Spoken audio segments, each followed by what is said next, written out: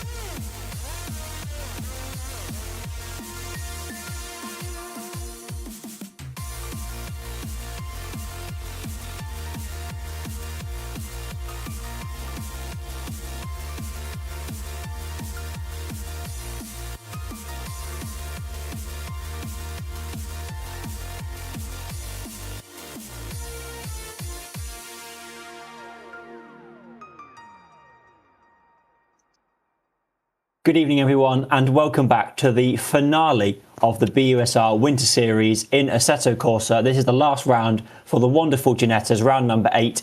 We're off to New Zealand to the Highlands Motorsport Park. It's a great track, very fast, very flowing, and more importantly than that, we have got a title battle to still be decided. First and second is very much still on the line. Third and fourth is also still on the line. There's one class left to win. It's all to play for, and I am joined as always by my resident statistician, Ozzy. How are you doing, Ozzy? I've been doing great. As I told you before we started recording, I have been investing a lot of time and thought into, figuring out what is possible for Aiden to, perhaps catch up, because as things stand, Lorenzo currently has 241 points, which is 20 points ahead of Aiden Larson. A brief note as well, last race, Lorenzo did cross the line first, but he was issued a 5-second punt to pass penalty, which means Archie O'Leary is your winner for race number 2 back at, I believe that was Jerez. Aiden Larson gets credited with second place. Lorenzo still gets his first bronze as well. So, and as things stand, as if Lorenzo scores 28 points, he ensures that he will, at worst, tie with Aiden, and he has tiebreaker because he has won more races. 28 points from him, or if Aiden scores 20 points or less, meaning he misses out on 28 points or more. So as things stand as well, there is about a 5.2 to 5.7% chance for Aiden to win, which is not impossible, mind you. It's about a 1 in 20 shot, but it's implausible. Meanwhile, in our third place battle as well, a 4-point gap between Thomas Hughes in third place and Kessis in fourth. Kessis has been doing this mainly, not even finishing higher than third this whole season as well. And as far as the alumni class goes, Josh Hughes, who is our current second place alumni in the standings, will not be racing. He finishes the season with 120 points, so big ups for him. He also had a fastest lap this season. Tom needs 12 points to win the alumni class. And that's pretty much all I can say statistically. But I can also say on good faith, if Lorenzo finishes top 2 in quali and wins race number 1, it's over. It's a wrap. Aiden misses out on 4 points. Lorenzo will score at most 27, 26. Either way, 26 plus 4, that exceeds 28, and that will do for the win. So that's been the stats talk, all the context. We're getting into qualifying. Absolutely, yeah. So as we've established, it's close, but it's for Aiden, it's going to be a monumental task. We would really need to see him put in perfect purple laps all day long. And as qualifying is now starting, we've got cars on circuit. We're looking at around 17 entrants this race so far, which is a healthy size grid for this circuit. It's 2.5 miles long, so it's sort of the mid-range of what we've had. It's similar size to, well, it's a little bit bigger than Croft, a little bit smaller than Jerez if you want a little bit of a scale. It's got 22 turns though, so if you look at the track map, you can see it's quite a wiggly one. But it's very haram. Yes, there's a lot of corners, and what I've learned from the drivers is that there's basically no braking. It's nearly entirely flat. There's about 3 or 4 places where you're braking, and you're braking very hard, and that's really about it, which is pretty great if you ask me in terms of racing action. That is one of the main braking corners we've just been through, but it means that it's going to be an interesting one given how quick this track is. Yeah, and considering that there's little to no braking, I would think that it's going to affect the possibility of overtaking as well as the lack thereof, because usually there's like a bit of a breaking point. But if you ride the slipstream, especially on one of these big sweeping curves as well, if you just catch that slipstream, it could be enough to slingshot you through as well.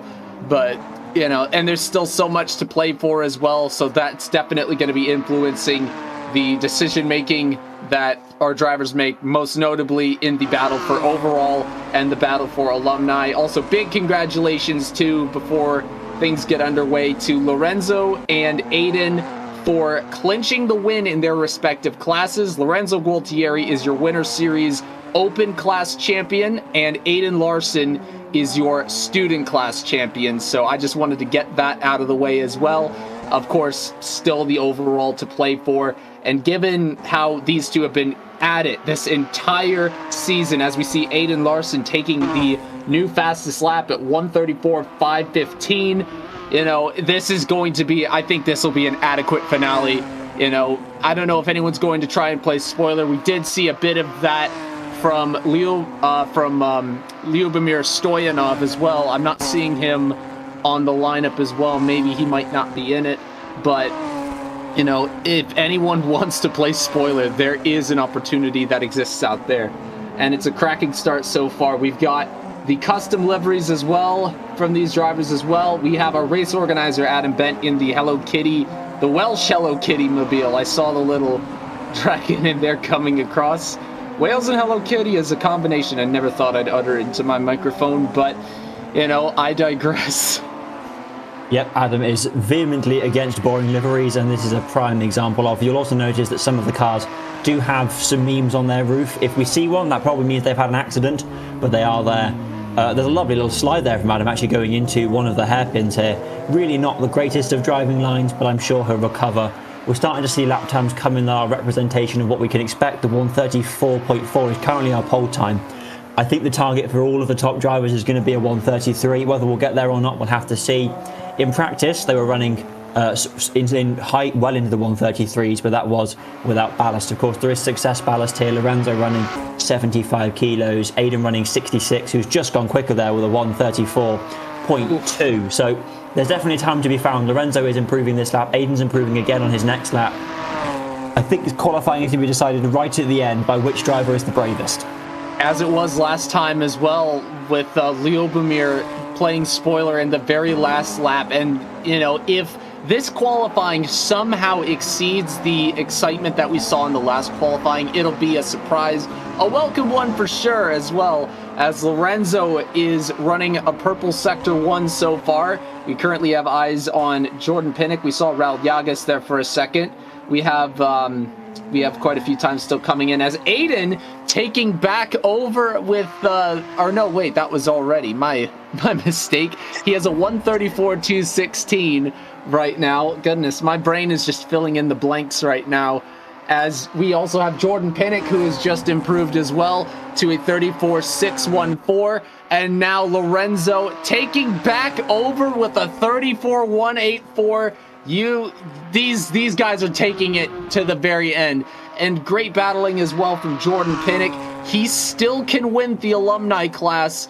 Thomas Hughes currently needs 12 points to clinch that, but it's not impossible for Jordan to do so. We've seen Thomas finish outside of the top 15 as well so far this season. Jordan has won a race as well, which means if these two drivers tie, then Jordan will win the alumni class, which would be an absolutely mental achievement.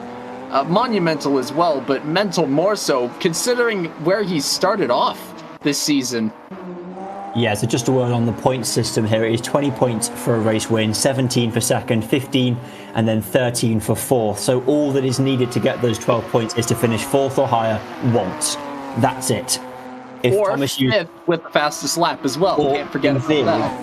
Yes, in theory, fifth with fastest lap, but also do it equally. Any point scored in qualifying will make that easier, because from fifth down to 15th, it is a 1 point drop, 11, 10, 9, 8, 7, 6, all the way down in terms of points. So fastest lap, any points in qualifying, those will all massively help Thomas Hughes as we come through. Just a word on Dak Choi. They are racing under the name of Jordan Danchev. They're having a very nice spin in their interestingly liveried car. It's final race shenanigans, I expect. So that is the same driver, that is Dak Choi, same name, same person, still fighting for the front end of the field, racing under a different name today. Yeah, and it's incredible to see, how well Danchev has been all season. They are one of two drivers not named Lorenzo Gualtieri or Aiden Larson that have finished first in a qualifying session. That was at Norris Ring to round out the first half of the season. They followed that up with 2 silver medal performances. That is Jordan's only podiums so far in this season. I would love to see that translate, as a fellow enjoyer of statistics, into some more points. I know I can't really be biased, but the man is a solid racer, and he's, we share a few interests, so I can't not speak good about the man. As we got action right now on Kessis as well. Kessis has had a bit of a very silent but deadly sort of campaign this season. As I may have remarked before, Kessis has only finished in the podium 3 times. They were all bronze, doing it twice at Sonoma, where I was unavailable, but also doing it in the second race of our 5th session, that was at Croft. And other than that, though, Kessis this entire season has participated in every race, gotten points in 3 qualifying sessions, and has only finished outside of the top 10 2 times. They have also finished inside of the top 5 7 times. So Kessis is in fact a threat. They also are behind Thomas Hughes for 3rd place by only 4 points. I think they would take tiebreaker as well. Not sure. They have the same amount of podiums, but we'd have to work that out in that situation. We are halfway through qualifying as well. Still, no one has taken back over first place from Lorenzo Gualtieri, currently running a 134.184. Aiden Larson, though, is a desperate man in desperate times, trying to get that pole position as well, and he needs some help as well. If Lorenzo finishes inside the top 2 in this qualifying and then wins race 1, that is going to do it for the overall standings. And I don't know if Aiden knows that. I don't know if he's as mathematically savvy as I may be, but it is quite the time to be Lorenzo Gualtieri, as looks like we might be lagging a little bit. I think something going on right there. Yeah, it's definitely an interesting one for Aiden. He knows he needs to push, and Lorenzo, however, will be quite happy, currently sitting a good half a second clear of 3rd place, so hasn't really got to worry just yet. Jordan Pinnock is not improving at the moment, currently staying around the 1 minute 35 margin, so not the pace that Jordan needs. Just a word on the circuit, yes, that is a crossover. That is a bridge we just saw. It goes over the circuit somewhere around the middle. It's at a weird track, this one. There's, like I said, it's mostly flat with a few weird little chicaney things that you don't really have to brake for. You can't just nail the curbs and keep it flat because, of course, you don't care about your suspension in 2 20-minute sim races. But here we go, see Aiden going over the start-finish straight towards the first of the chicanes. There we go, there it is. Curb 1, monstered. Curb 2, monstered. Curb 3, monstered. All pretty much flat before coming around the very, very long, sweeping right-hand bend of turn 6. So it's an interesting track with a lot of fast corners, lots of grass being taken there from Aiden, not the optimal line, down towards one of the first braking zones on the circuit of turn 7. Here we go, in through turn 8, and then around the very, very sharp turn 9 to go under the bridge. So this is this is the first point of the crossover, before another one of the very few braking zones here into the very wide, slightly banked hairpin of turn 10 and through turn 11, and then it's flat through 12, which is the right-hander there. And then we've got a short little straight, still completely flat, of course, down towards the equally as flat 13, and then on the brakes for 40, which is a weirdly wide corner. There's a lot of asphalt, tarmac, whatever you want to call it there, that you can use as a driver through that tight corner, which means that for battling it should open out a little bit. Now onto the very long back straight Aiden goes, coming up onto some back markers or some other cars qualifying through the incredibly fast 15-16 chicane, and then immediately over the bridge and then straight on the brakes for turn 17, flick it round on the left, keep it just inside, don't want to hit that gravel trap on the outside. There's turn 18 already gone, through turn 19, the last proper braking zone of the lap, run it out to the wall but don't touch the wall. Aiden appears to be slowing down his lap, not good enough this time, a little bit of tyre warming for him there as we come up towards turn 21 and 22. Yep, and also a word too, we have a new third place time as well for our main man Dachkoy Jordan Danchev with a 1:34.481, impressive improvement as well. Didn't really see him get up there as much, but you know, still great campaign as I've remarked on before. We're still following Jordan Pinnock, who's dropped down to 4th place. Everyone currently on the hard tires as well. Pinnock has also had an impressive campaign as well. He didn't join the field until Sonoma. He has no-showed at Oulton Park and at Croft, but despite that, he has managed to pull out 4 podiums, including a race win. He won the second race at Norris Ring over Dachkoy and Josh Hughes, and he's got 3 bronze finishes as well. They were all consecutive as well, so he is definitely in the hunt for that alumni class title as well. As we've got eyes currently now on Danchev as well. But it's just, you're going to hear me say a lot about how well this campaign has gone for a few races as well. As there's a big skid right there. Dachkoy seeing that happen and is just, it's not phasing the man. It is absolutely not phasing him. But it's just, that's how great this season has been so far. And it's just so great that I've been able to stick around until the end. Right now, following Archie O'Leary, who is the reigning race winner, and then flashing back to Dachkoy as well, who's off track, it looks like. But yeah, we're shifting perspectives. Our top 10, a lot of racers who have been putting up points throughout the season as well. Alex Hughes, we're currently following. We're used to seeing him in, I think it's him with the green Union Jack livery as he goes off track. Yeah, the Hughes is well known for their Union Jack pair of liveries. Of course, they're not being run this week because it's special livery week. Sam Knight is always in a special livery here. His lovely multicoloured splatter car, styled off of a Le Mans Cup Porsche for people who are really nerdy about endurance racing. All went to Silverstone for ELMS this year. He's had a fun year. I know Sam. He enjoys racing. He's never near the front, and he's quite happy with that. He just enjoys driving. He enjoys the community feel, and that is what BUSR is all about. There's absolutely no prize money on the line whatsoever. So it's not like Formula One where you've got all this complaining in interviews and snooping around another team's technical documents, whether it's legal or not. It's all just for fun. Deep drivers share their tunes with each other. They have a chat. It's a good, fun place to be, and Sam Knight absolutely loves that. He's not managed to set a clean lap time, hence why his lap is quite so funky, just for now. He is getting there.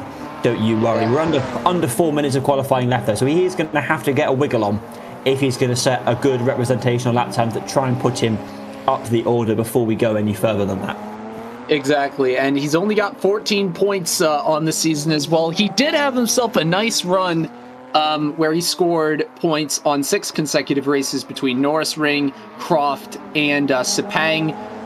He has not finished higher than 12th this entire season, but that should not deter anyone. And it's a great point you brought up as well about Sam making, just having fun. Doesn't matter if you're good, just have some fun, have a little race and, make some friends. And I think that is what the racing should be all about. Don't need to snoop on anyone for anything. It's just, this season has, shown that it doesn't matter. Absolutely, it does not matter. If anything, scoring a point, that should be considered a bonus of the entire thing. Right now, Meet the Teacher we're currently on.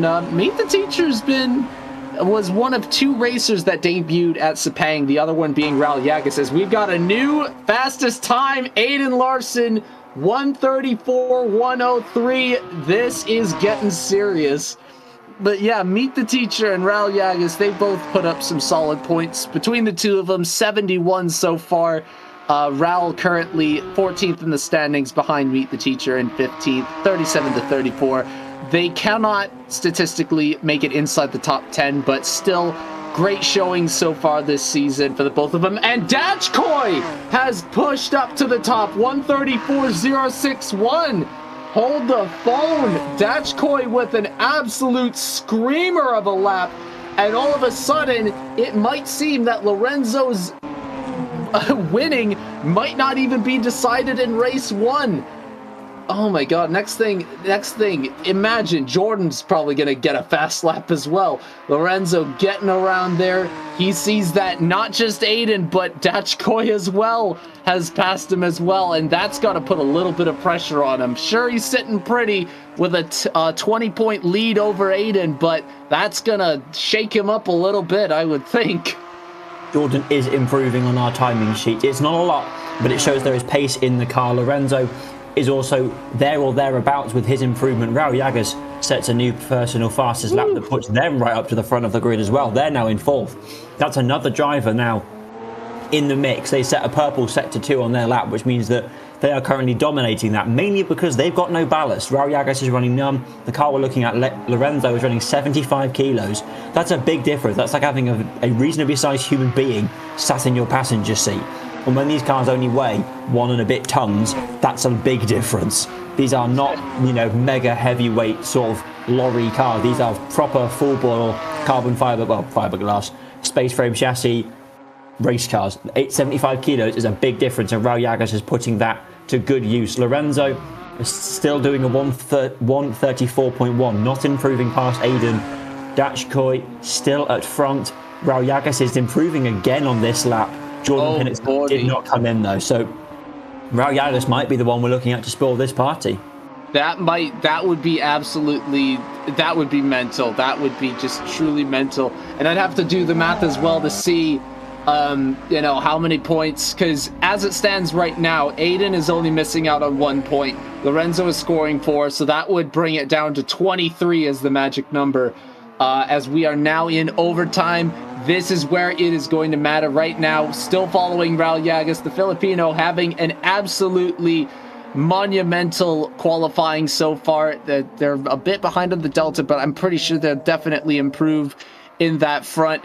They've gone yellow again. Not sure what's going to happen here, but taking Lorenzo out of the podium in the final qualifying would be maddening, considering how seemingly untouchable the man has been all season, as we just saw a little bit of a spaz with the car in the background. Not sure what that was.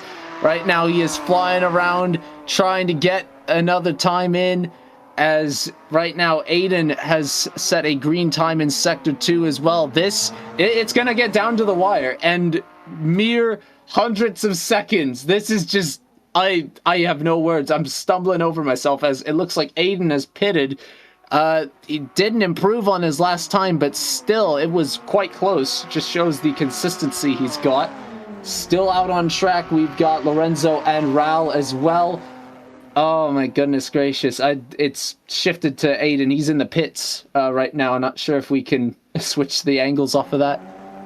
There he is. Lorenzo is improving on the times. His first sector was an improvement. This is a man on a mission with a title on the line. He's about 3/10 up through sector 1. He's faster than nearly anybody in that sector. Everyone else is in the pits apart from him, Raul Llagas, and then a couple people outside of the top 10. This is pole position on the line for Lorenzo, which would make his championship hunt oh so much easier. There are 3 cars on the circuit now. 2 of them are improving. Raul Llagas is not improving. They've had a terrible first and not a great second sector. They are not improving. They're out of this. It is Lorenzo or Danchev for pole position, which is a stunning statement in and of itself, let alone for the title. Here we go, up towards the line, through the last very flat corner of turn 22, towards the line. Lorenzo Gualtieri can take pole position. He's got it! There it is, into the 1 minute 33s we go. 1 minute 33.983, that is the pole position of a champion. Yep, absolutely. And what that means now is that if he wins this first race, the title is decided and Lorenzo will be the victor. But oh my goodness, I first half, not gonna lie, I thought that we'd been had. But impressive statement as well by Jordan as well, getting the second place finish as well. Aiden in the podium for the qualifying. It's still a great showing for the lad. But, oh man, as so much on the line now, this is going to be a heck of a race. Yeah, do not go anywhere. We've got 2 20-minute races coming up, as always. Both of them, 20 minutes plus 1 lap at the end. So there's always that 1 extra lap we do here. And then the second one is a reverse grid race. So Lorenzo is really going to be hoping to get this signed, sealed, delivered, hands on the trophy before we get to that reverse grid. We know how much carnage can happen in those reverse grids. And I cannot imagine what it's going to be like going through that first chicanes of turn 1, 2, 3, with 17 cars, the top 10 in the wrong order on championship deciding night. So he needs to get this sealed in this race. Aiden down in third. He's in third place. Most drivers would kill for that. But he's down in third. He needs to get past Danchev and get after Lorenzo as soon as the end of lap 1. If he's not in second by the end of lap 1, Lorenzo's going to run away with it. That's what I'm thinking, and that's not going to be good for him. Yeah, and he's also got to pray, too, that if there's any battles between Gualtieri and Danchev, that it will hamper Lorenzo's ability to get any points on the board, perhaps making him miss out on some of those points. And, every last point at this stage in the race matters because Lorenzo's got that top 2 finish in qualifying. Now he just has to win. He doesn't even need to worry unless Aiden is, nose to tail on the back of him about where Aiden finishes. As long as Lorenzo wins the race, then it is over. It is a wrap. Yeah, that is all he needs to do. He needs to focus on the next 20 minutes of driving and just doing it as best as he possibly can. Other things of note, Raul Llagas with an excellent 4th position in qualifying puts them in a place to score really, really solid points, especially if the top 3 are bickering. There may even be a move for Raul Llagas between them. Jordan Pinnock is doing everything that he can do to seal his class victory in 5th. John B also had a great qualifying in 6th place. Some of the people, most of it is as expected. The 2 Hugheses down in 9th and 10th, it's not optimal for them. At least one of them is still in the championship hunt, so that is going to be a little bit of a worry. But really, the focus is going to be on, can Lorenzo get that golden start he needs to run away at the start of race 1 of the day?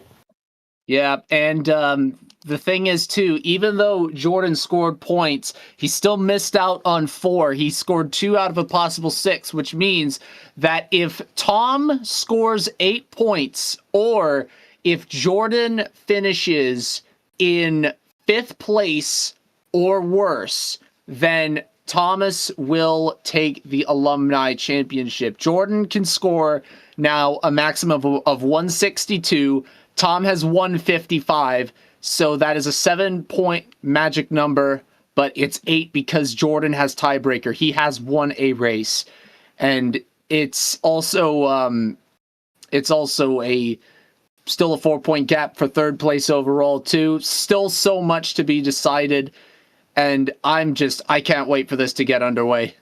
I'm so excited. I'm always excited for BUSR. Some circuits I'm more excited for than others, being British, obviously Oulton Park and Croft were highlights, but this is exactly what we want. We don't want a championship where it's just one driver wins every race and runs away with it. We don't even want one where it's like it's a long shot going into round 2 or whatever. We want one where there is a genuine championship fight up and down the grid for multiple classes going into round 1 of the last race of the day. Sorry, race 1 of the last round of the season.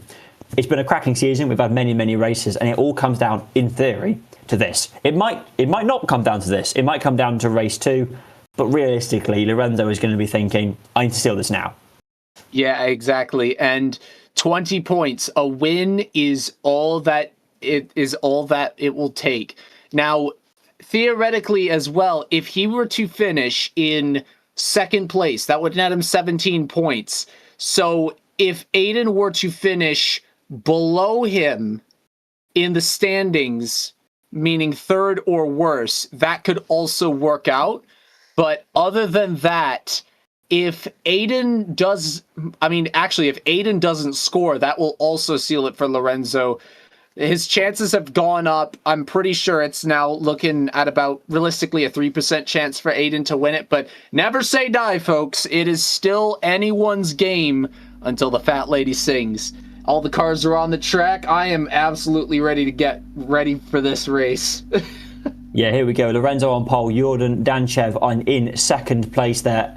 Just see Aiden's car behind in third. Then we have Raul Yagas in fourth. Jordan Pinnock lines up in fifth ahead of John B, Archie O'Leary, Kessers, one of the late season stars, Meet the Teacher, and then Thomas and Alex Hughes, Tim Mason, Sam Knight with a very strong qualifying in 13th ahead of Eric Einerson in 14th. Just Man and Jeet, and then we have the back end of the grid. Here we go. We have lights on at Highlands Motorsport Park. We're really sorry about the bad camera. Rock and roll. We are already going racing, but they held them on the lights for no time at all. Jordan Danchev got a monster start there. They side by side with Aiden going into turn 1. Sorry, with Lorenzo. That appears to be the lead already for Danchev. We see cars bouncing all over the curbs. The top 3 have got through reasonably clean. There's lots of grass there for Aiden, but they've got through okay. But new leader, Danchev leads from Gualtieri ahead of Larson. There's a McLaren livery car somewhere in the back. There's 2 cars spun round. That's 3 cars, collected there. That was Sam Knight combining with Eric Einerson, I believe. But they're not really thinking. Aiden's gone very deep at that corner and just seems not really bothered with it. There's carnage. He's pulled off late. Aiden appears to be having problems. There's also problems down there's the red flag. Never mind. Red flag. There's too much carnage. We're going to have to try again. I thought we had a wheel disconnect from Aiden Larson and that was championship over.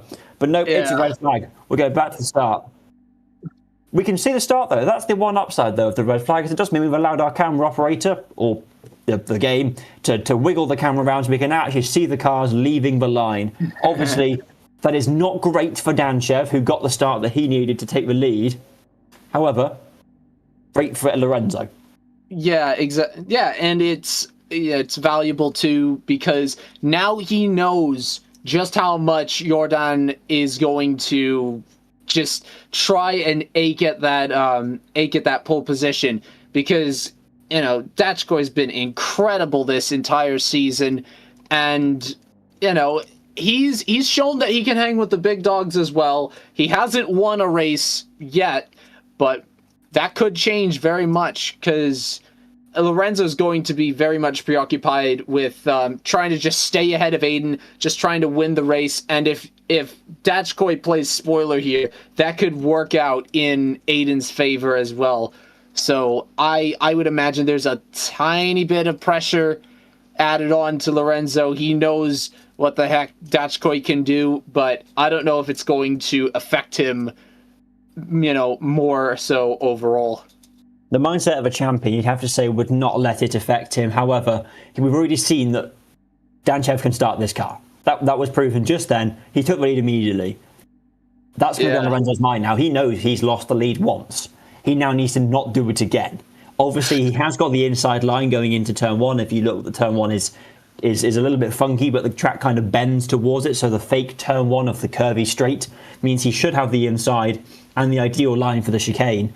In theory, the problem is he's got to do it again. He's been given a lifeline basically by that unfortunate accident at the rear end of the grid.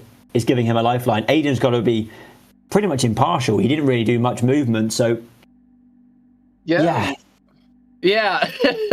just bear with. We'll see if it makes a difference here as well.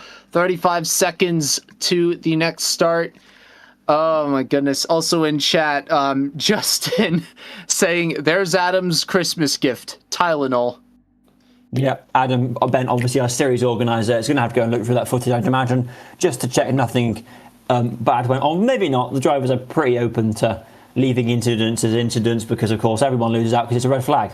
So no one really gains. But yes, Adam, we love him very much, but he is the one that has to deal with all of the carnage and crashes. We've got red lights on for the second time, for the first race of the day, for the final round of the season at Highlands Motorsport Park. Rock and roll, let's go racing once more for race 1 of the day. It's another lightning start for Danchev, who's already alongside, dropping back slightly because the curve of the track. Will they be able to pull alongside Lorenzo like they did one race start to go? No, Lorenzo leads through the chicane. Aiden's gone very wide there on the grass, but keeps it facing the right way. We've got more contact further behind, but everyone's facing in roughly the right direction.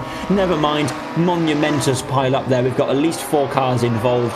That's basically the entirety of the back end of the pack. We're keeping it going though. We might be able to not go red flag. We'll have to see what the server does.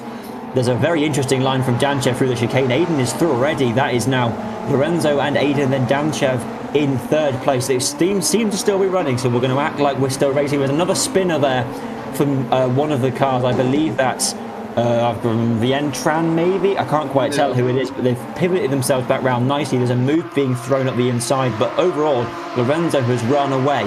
Aiden's got through on Danchev. Raul Llagas has held 4th place. Archie has held 5th. John B in 6th. Jordan Pinnock has completely dropped out. Their title charge is as good as done with that lap 1 incident. Now coming up towards the lovely bridge section here, halfway through lap 1 already, and so much has happened. Yeah, and still a few, extra contacts at the back end of the pack as well. It's stuff like that to be expected, as Raul Llagas taking 3rd place ahead of Dachkoy, and now Dachkoy going back in. It looks like they're going head-to-head for the bronze in this race. Right now it is still Llagas with the lead, although they're going into that big sweeping turn as well. Very much an opportunity to take forward as Lorenzo finishes his first laps, of course sets the purple. Aiden is behind by about 1.5 seconds. Still a lot of time to catch back up. Massive lap as well, because Lorenzo with a win, it is over. 2nd place, if he takes 2nd and Aiden takes 3rd, it's over. He just needs to make sure that he does not go off track, and he needs to just focus on finishing in 1st and just fighting the battles as they come. Right now we're looking at John B with those nice little Hong Kong flowers on the side of the livery as well. He's in 5th place. Had a pair of no scores in the last session as well, but he's still won a race this season as well. He's had himself a remarkable season as Aiden gets a purple Sector 1. This is not over yet. Aiden just has to finish in front of Lorenzo at this point. He needs to finish in front of Lorenzo, and he needs to get that fastest lap, as we've still got some shifting around in the pack as well. John B shifting down to 7th place behind Archie O'Leary, and in front of Meet the Teacher, Kessis and Sam Knight even in the top 10 battle as well, with how everything is shifted. Jordan Pinnock, of course, outside of the top 10. He needs every last point he can muster, as we've got a purple sector as well for Dachkoy. Raul passing him in the interim, as well as we've got another off track. It looks like that's Vian Tran in the back too, as Aiden will now set the fastest lap. He has done that. He just needs to catch Lorenzo and take over and save the fleeting percentage that he still has in this championship. He needs to focus. He needs to stay on track. He needs to let Lorenzo make the mistakes here. Definitely. We saw there was a mistake there from Danchev, who's put them out of the podium. Thomas Hughes would now very much seal their respective positions in terms of class and overall with a podium position, but Aiden is closing the gap up. Not quite enough just yet. He's still hovering around the 2nd mark. He really needs to be under that 2nd mark, probably somewhere around the 0.7 to half a second, if he wants to mount a serious challenge with that mistake.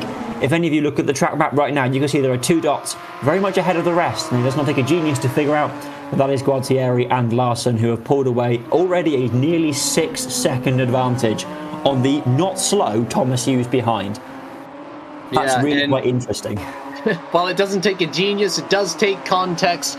These two racers, this entire season, it has been them in the 1-2 as well. Aiden and Lorenzo, they haven't even raced in every race this season. They've both no-shown a session. Aiden no-showed at Sonoma, Lorenzo no-showed at Norris Ring. So it's still been level competition. I mean, imagine how it would have worked out if they both turned up for every last race, as we've still got battles at the back half of the pack. John B and Kessis going at it, as Lorenzo once again with the fastest lap. He sets a 34.446, getting some time ahead of Aiden, who is still about a second behind the lead. Raul Yagas is trying to catch up to Thomas Hughes, get himself a podium position. That would be huge for him at this stage in the season. It is also not over for Dak Choi, our man Jordan Danchev, who is still about a second, maybe half a second behind Raul for the 4th place spot. He's still in the top 5. It is still, we're about a quarter of the way through as well. Adam Bent setting a new server PB. Gotta shout out the man. He's in 15th place, but hey, take your improvements and just keep on going with them. Still looking at the back half of the pack as they are going around this big hairpin, or not really a big hairpin, it's a hairpin nonetheless, as Kessis is trying to catch back up to John B. Kessis is trying to get ahead of Tom for that 3rd podium spot. That would be massive if he managed to pull that off, although considering Tom is in 3rd place in this race right now, I don't know if that's going to be possible. Aiden Larson with a purple Sector 1 as well, as we continue this penultimate race here in Highlands Motorsport Park. Bit of violent driving from Raul Yagas there, puts themselves into the bridge wall there. That is going to compromise their speed coming out of the next corner. Danchev will be hoping to utilise on that. They're very close down the little step of a hill towards the end of the lap. Run it up to the wall but don't touch it is the key for that corner. It's going to be a close one going forward, I think, between not only the front two, but this sort of ferocious battle pack of third, between Thomas Hughes, Raul Yagas, Danchev, and even back to Archie O'Leary. It's going to be interesting. All these drivers need a strong result for their own championship. Thomas Hughes needs it to seal 3rd place overall. Raul Yagas wants it to rocket themselves up the order and get as close to the top 10 as they possibly can. Dak Choi needs it to try and catch up to Archie O'Leary to take over 5th place, and also maybe Kessis at a stretch. But it's going to be an interesting one because all these drivers want the podium. Maybe a little bit more this week. Everyone always wants a podium. But right now, a podium means points. And points means, I'm going to use a loose term here, prizes. There's absolutely no money on the line whatsoever on a small trophy. But there's still technically bragging rights on the line. And there's the coveted BUSR champion tag. Or our overall champion as well for the Discord server. So that's also to play for, I suppose. Here we go. Aiden is now right on the back of Lorenzo. Speaking of championships, it is getting closer and closer. Yeah, and Aiden took back over the fastest lap as well with a 134.324. He has gone purple once again in Sector 1. He is making improvements in every lap, and it is that desperation for that championship. It would be incredible for such a comeback like this. Although Lorenzo's still leading, that is all he needs to do in order to seal this win. And it's just, this is the kind of thing we've been seeing all season, and it's so great for it all to come to a head, as it looks like there might have been a brief switch. No, that might have been just the live timing having a little fit there, but it is still a close game. I thought I saw a little bit of a skid, or maybe that's just Aiden taking a line to differ away from Lorenzo. Got to stay on the back end right here. They are still somewhat close, not necessarily nose to tail, but going around this little chicane here, it's going to be a little bit closer. Aiden knows how to learn from his mistakes. He had a perfect first session as well. It's the only perfect session we have seen so far. So it is definitely going to be competitive right to the very end as they continue around this massive winding track. Yeah, Lorenzo is not going to yield, and nor is Aiden going to give up. I think that's the crucial thing, is both of these guys are racers through and through, right to their core. They are going to fight for this tooth and nail until the final lap, probably even of the next race. I'm sure if Lorenzo wins the title now, he's still going to fight for the race win in race 2, because of course, why wouldn't you? Over the bridge they go, the gap hovering under a second. Aiden not managed to find those last few tenths he needs to start thinking about an offensive move. But I love the fact that we've got a championship on the line and a battle between our championship contenders halfway through the penultimate round. It bodes so well for the health of this series that we've got a proper championship fight, and I'm loving it. Yeah, it's an unstoppable force meeting an immovable object as Lorenzo goes purple in Sector 3 as well. They're going to be coming across the... hold on, let me find them right here. They're still about, I guess, they're not halfway through the lap. They've still got a little bit to go. They're going around this big, sweeping, carousel-like turn, taking more than 180 degrees around this little circle they've got, going into the next couple of straights here. Little bit of a skid there from Dachkoy coming around that carousel too. He's dropped down to 6th. He still needs to catch up to Archie, who is in 5th place. As we've got a car briefly off track there, they seem to have regained their composure. I mean, might be a little bit of lag on the stream there too, but still, and no, it looks like Meet the Teacher has taken back over 6th place ahead of Danchev for that title, as you said before. And now he's dropped back down. He's fighting with John B for 7th. What the heck's going on right there? I wonder. Absolute send from John B there into the hairpin. Dak Choi, the car we know is Dak Choi, now known as Jordan Danchev, dropping pace, seeming all over the place. Had the lap in qualifying, hasn't got the race pace or hasn't got the race luck. Maybe has a bit of damage, I don't know, but something's not clicking in that car. They've now got to worry about Kessus behind for 9th. Kessus, another one of those drivers that needs all the points they can get. They're trying to beat Thomas Hughes, who right now is probably not going to happen. Archie O'Leary running the split livery there, the blue and the orange, always in the scout with the Scouser, or the Scouse driver, sorry, not the Scouser, but the Scouse driver for the Scouse unit, having a very deep moment into that hairpin, going completely wide and completely ruining that corner, loses out a couple of places there. They are now behind Meet the Teacher as well, so their attempt at 4th place very much gone, down to 6th place for Archie. Like I said, the top sort of from Thomas, Kessus, Archie, Dax Choi, Alex and Jordan Pinnock all need to score maximum points today to try and beat each other, really, and currently they're all fighting on circuit, which is great watching. Yeah, and 6 of the racers on track, Tom, Kessus, Archie, Dachkoy, Alex and Jordan, they all have let me see here. Yeah, they all have a shot at 3rd place as things stand, so it's still anyone's race for that. It's like, that's really the thing that really will be decided at the final gasp, and I think that is going to be something exciting to watch out for. Even if the championship 1st and 2nd place are ultimately decided in this first race, at least that is something that we can watch and root for.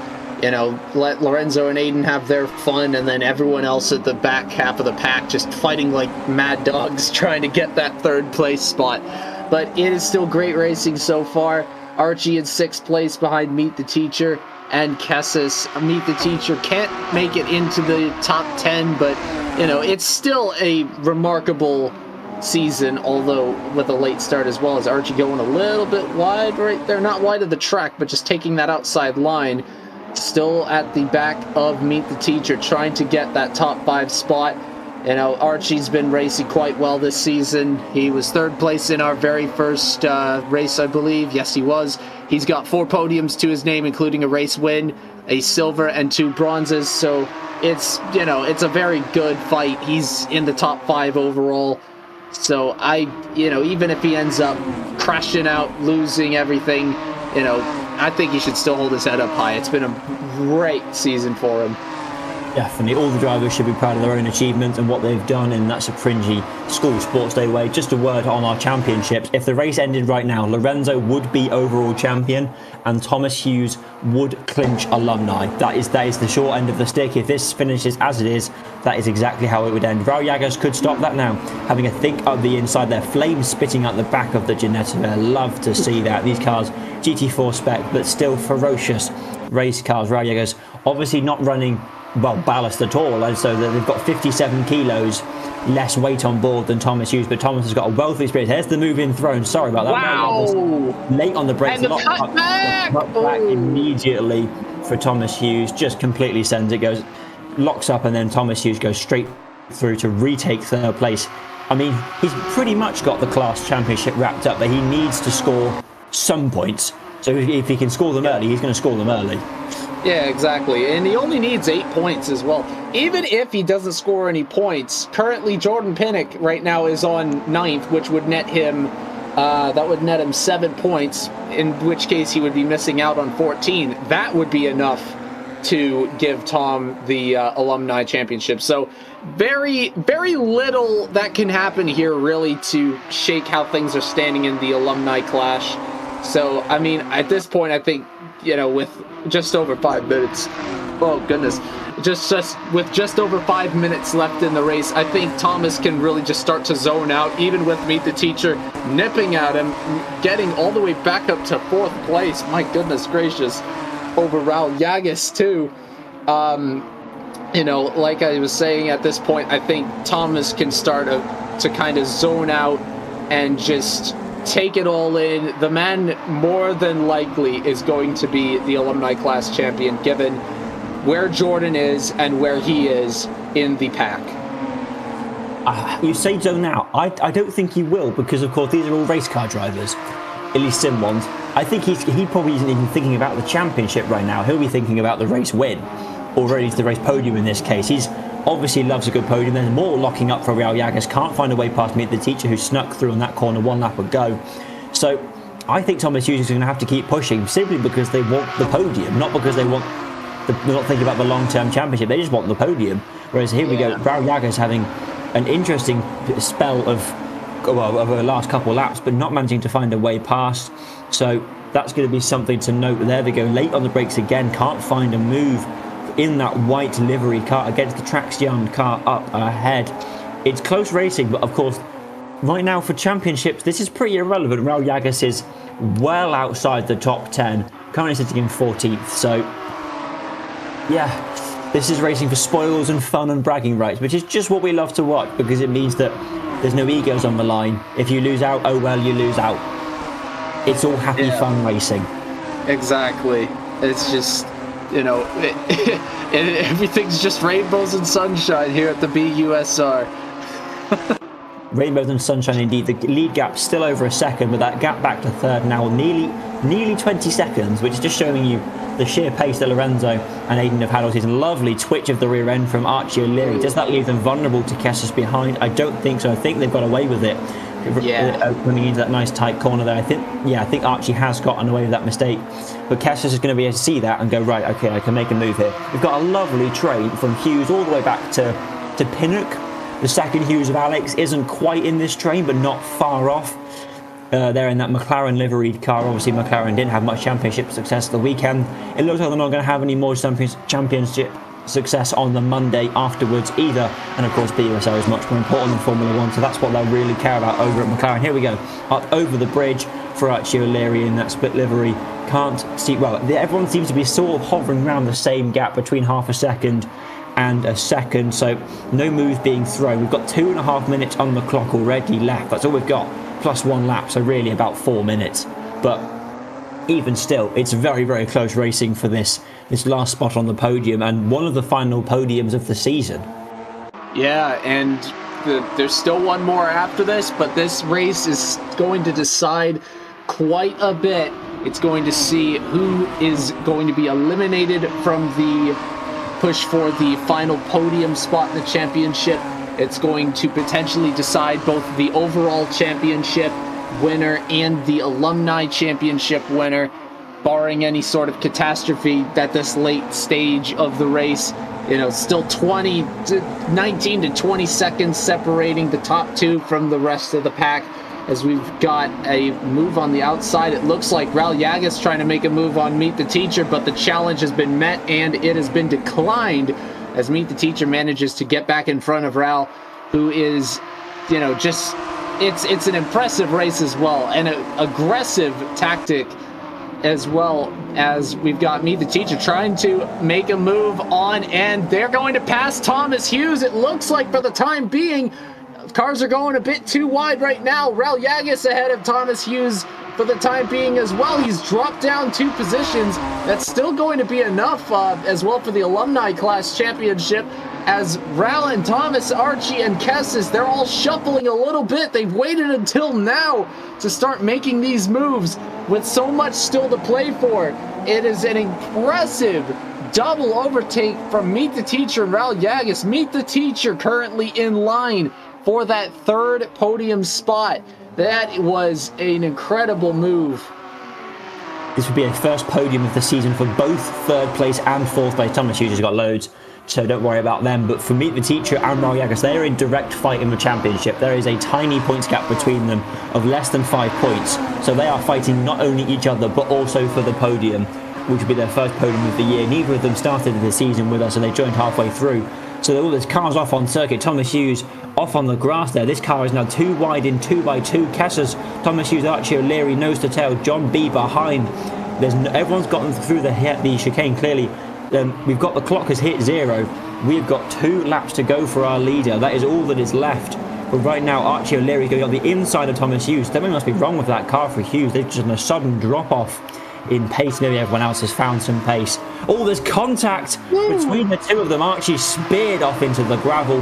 That is their day over, their chance of 5th place overall. So very much on the ropes now. There's a move up the inside being thrown there for, I think there was Jordan Pinnock going up the inside of Thomas Hughes as well. Thomas Hughes has gone, well, in 2 laps from 3rd down to 8th place, but Archie O'Leary now been punted around out of the top 10. Not sure who's to blame.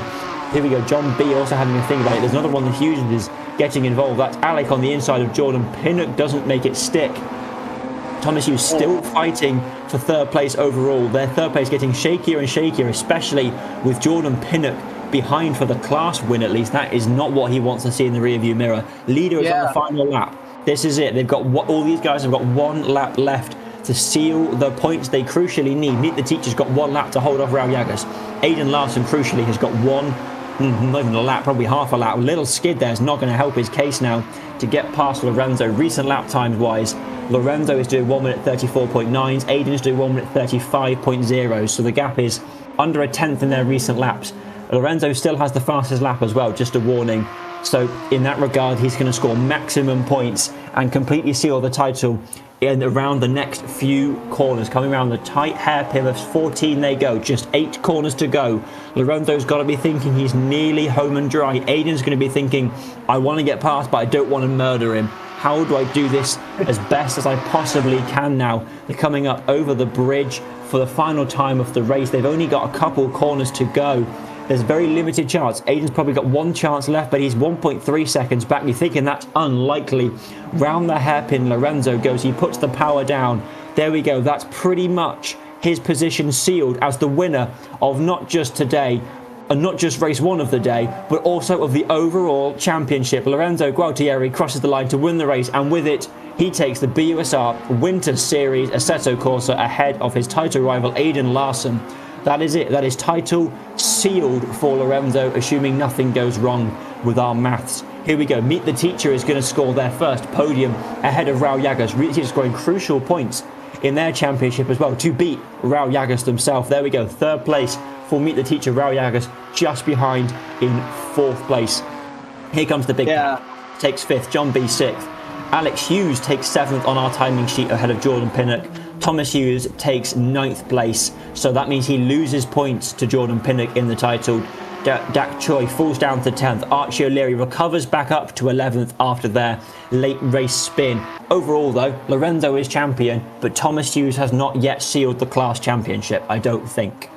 Well, I will definitely have to take a look as the results come in and everything gets ironed out, but what I can say for certain is, yes, that is Lorenzo's championship sealed off with a bow. With this, his total goes up to 268. Aiden now at 242. The gap is now 26 points. There are 21 points left for both drivers to score. It is over. It is official. Lorenzo has done it, and he does so with a flourish. He didn't even score 28 points. That was the number that he really needed in order to get the entire championship wrapped up. but he did it. He won qualies. He won the fastest lap. He won the race. It is over. But with that as well, Aiden Larson has clinched second place in this race as well. So very, very well done job for both drivers to clinch those respective spots. It's a heck of a feat in order to do. And it looks like as everything's going to be coming in, I got to readjust my camera right there for a sec. Of course, the results coming in, everything will get, refreshed too, as we've still got, I think it looks like there's a car on track or something like that, but I'm going to have to take a look once this gets refreshed. But assuming that is said and done, I believe Kessis may have taken the third place spot over from Tom Hughes. Of course, this is not final yet, but once everything gets refreshed and such, it will. Yeah, definitely. But now, before we get on with any more stats, we're going to have a short interlude with a video from our long-term season sponsor, Gridfinder.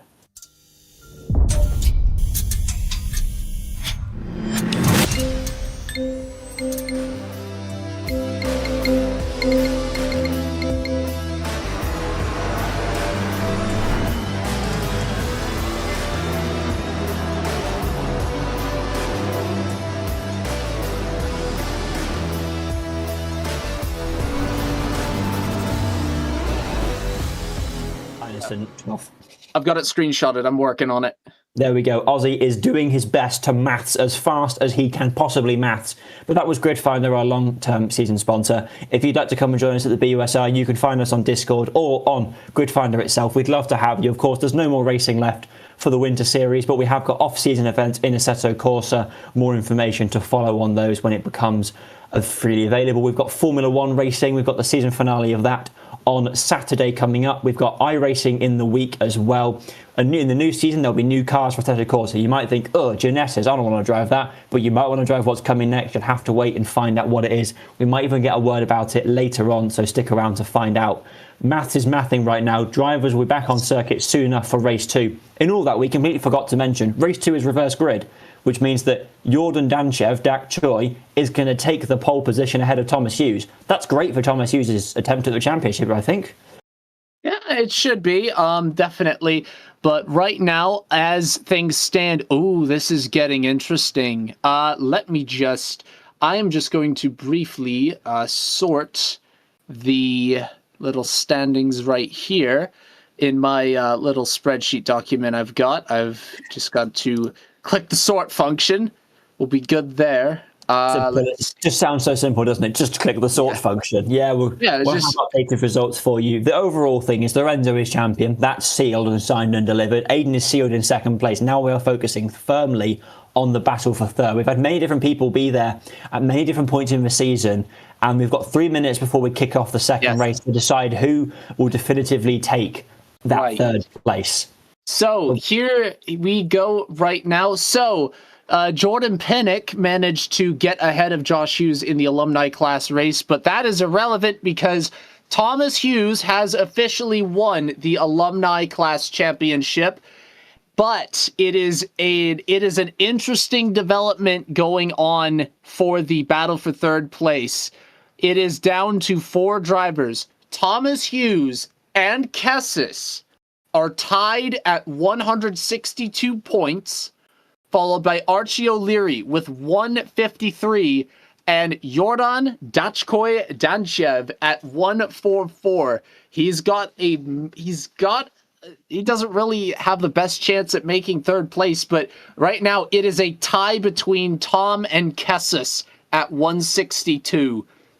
There you go. It's a tie for third place. Although we can basically forget about Aiden and Lorenzo. They're going to be going just for funsies at this point. Their result is irrelevant. They could both crash on that one and nothing would change. The battle for third place is very much hotting up. So don't go anywhere if you want to find out who wins. I want to find out who wins. And I'm commentating over it. We've got 1.5 minutes before the race starts. Aussie's spreadsheet is looking glorious in all of its wonder. The results will obviously be official Formalised? Yeah. They'll be officially released at some point going forward once we've had all of the stewards' reviews. I shouldn't think there'd be anything risky, so we should be pretty safe in saying what we've said so far is completely true. Obviously, this is a reverse grid, so we're going to have different people at the front, which may also massively impact what's going on. Just a reminder, this is the final race of the season. If we're going to see late race dive bombs and carnage, now is the time to do it. Could be the most disastrously chaotic race. We could see 6 wide into one corner because it's the last race of the season. The Ginetta sandwich will be a meaty one going into that tight hairpin at, I think it's turn 14. So I'm looking forward to this a little bit too much, despite the championship already being sealed.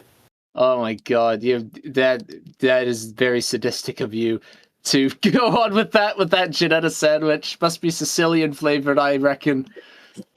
But yeah, we've got not too long now. Cars are on the grid. Like I said, it is a reverse grid. So I'm ready for things to go wrong. Is all I'm going to say. Jordan Danchev starting up at the front for Dak Choi.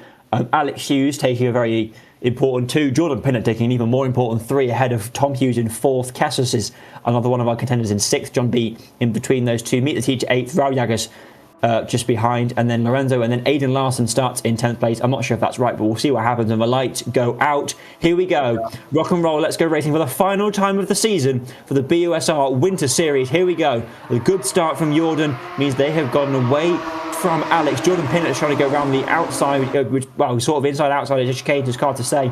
Through turn 1 we go. Everyone appears to be clean. There's a car off on the left-hand side of McGrath running over it. A couple of them, actually. Everyone's fine. Very tight line for Jordan. Side by side for 3rd place there between Pinnock and Hughes, I believe.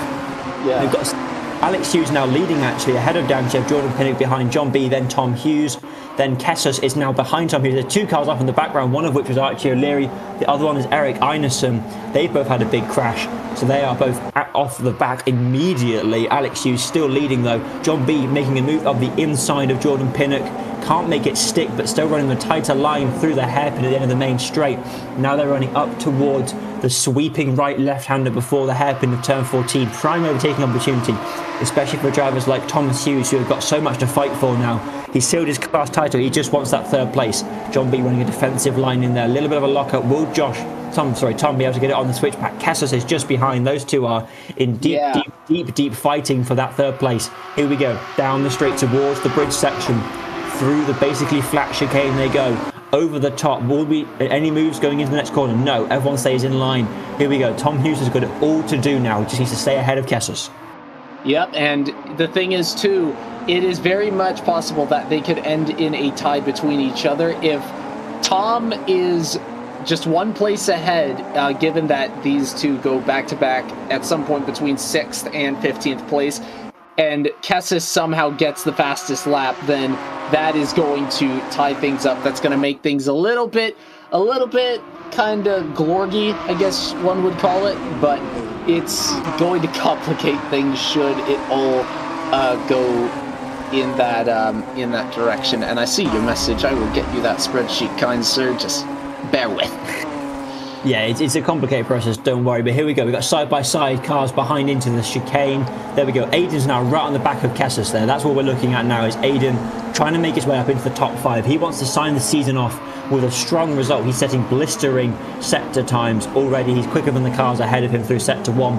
I expect we'll see the same through sector 2 unless we see too much traffic. Lorenzo, though, and Aiden are still inseparable. We're in the top 10, and they're inseparable at all moments of the season. They've only been separated when one of them's not been there or one of them's had an accident. That's the only time these two are not on track together, which is really, really important. Here we go. Move up the inside for Aiden. Little bit of a, not too much violence though, Kessler. He keeps it clean there. Both of them through there, side by side down the main straight. Both got roughly equal power. Aiden's car just slightly heavier, so he may struggle a little bit more on the acceleration, but never mind. Inside like chicane over the bridge, seal the position. What a rapid move. Lorenzo's having a look up behind there. He goes past Kessler's. Even in the last race, Lorenzo is fighting like a man on a mission. He's already sealed the overall championship. He's got nothing more to play for. He's won open class, he's won championships, he's done, but he's still fighting for that race win.